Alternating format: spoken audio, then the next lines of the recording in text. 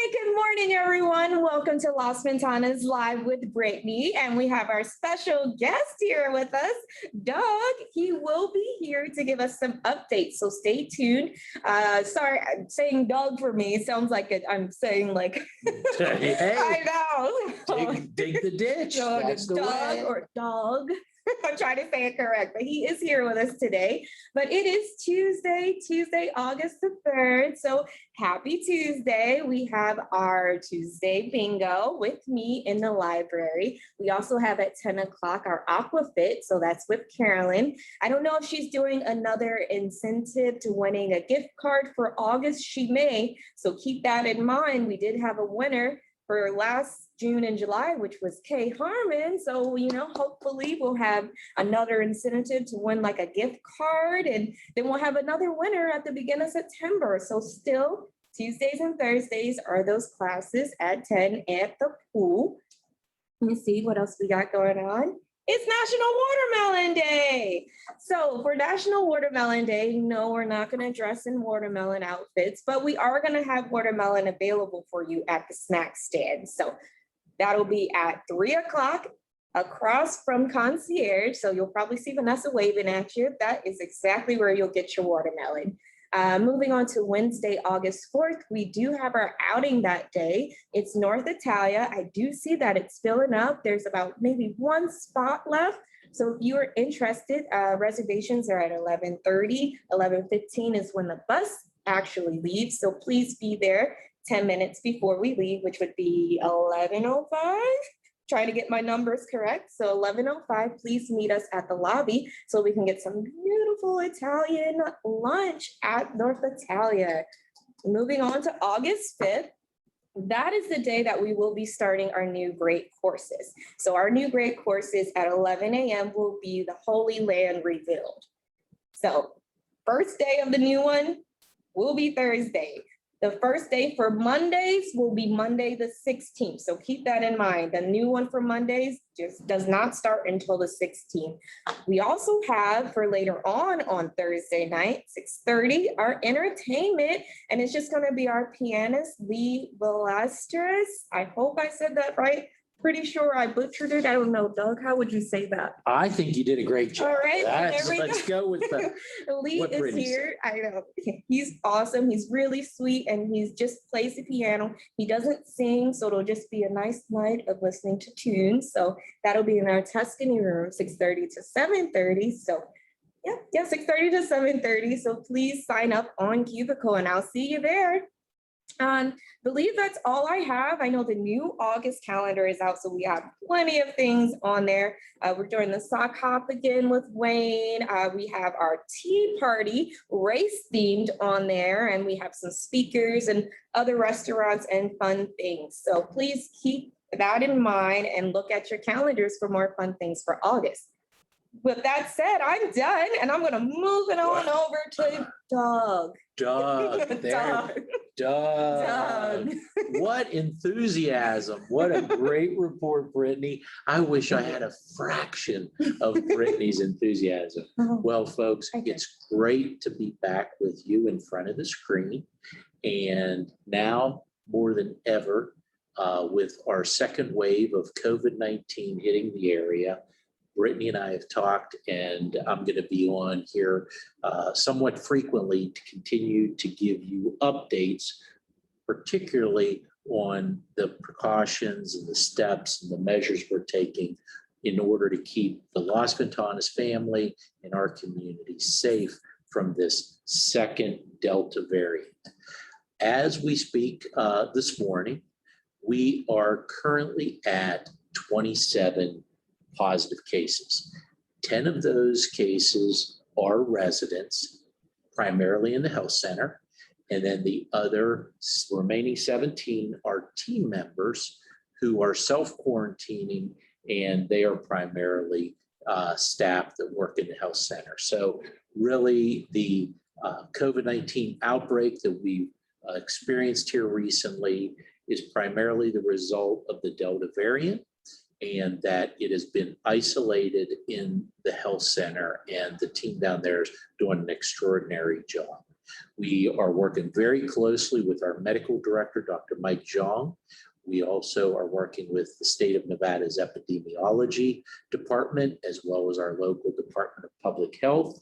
We are doing appropriate record submission, tracking, and so forth. A couple of general observations I wanted to share with you on this second wave of COVID-19. And these are just general observations from what we've seen so far. The significant majority of those who've tested positive are asymptomatic. Basically, they're doing well from a physical perspective. The second is that the significant majority that have tested positive have been fully vaccinated. So we have to recognize that the vaccination has definitely helped, but it hasn't staved off this variant. So we need to be mindful of that.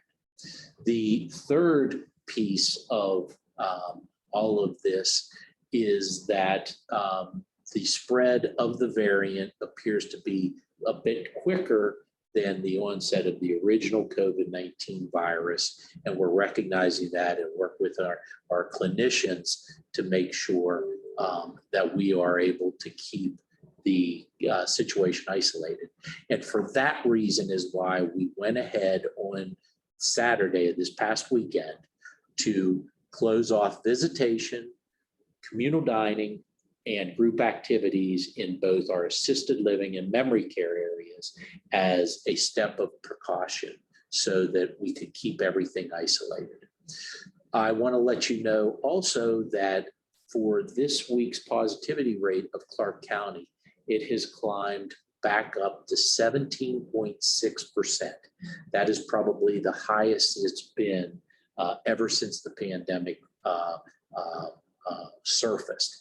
And so at 17.6%, with everything we're experiencing, we are walking very gently and deliberately so that we can continue to try to keep things as normal as possible, but also be prepared to make decisions like the cancellation of the anniversary celebration that we had to unfortunately decide on last week. And just so you're aware, the reason that that was a last second decision was simply because the night before at 9 o'clock that evening is when 6 additional cases surfaced with test results coming in. And in conversations with the Department of Health and their officials, they did not want to move on with a large event that they considered to be a super spreader.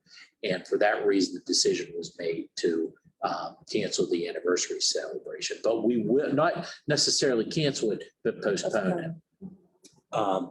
Once things quiet down here in the state of Nevada, we are going to be committed to the continuation of trips and large events, celebrations, and so forth. But right now, we have to settle back a bit.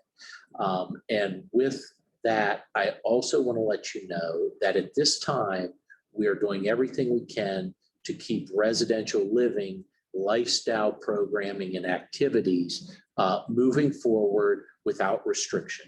So Brittany and all her excitement and all her plans are going to continue to move forward. At the same time, we are going to monitor the situation closely, and we are going to continue to secure our other levels of care. So that's our COVID-19 update on a daily basis. Myself, health officials from the state and Clark County, as well as our medical staff and our health center staff, talk periodically to make sure your safety and your welfare are at the forefront. A couple other real quick things, and then we'll let you get on with your day. I want to update you on our Director of Hospitality position. We are continuing with the interview process. We've been talking with Melissa Sanders, who's supporting Brittany and our lifestyle team. We did make an offer to an individual from the state of California who at the last minute decided to stay due to personal reasons, family commitments in California rather than relocate to Nevada. So that made us recycle right around. I had one resident ask me, well, where does that put our resident care coordinator position that we worked so hard to establish? That resident care coordinator position is still on target for hiring and to help support community outreach. But what we really want to get in place first before we go in that direction is help for this young lady and the lifestyle team and get that director of hospitality in place. So we're going to go with the director of hospitality, get Brittany and the team support, and then move forward with the resident care coordinator position. Nothing else has occurred that would sway that in any other way.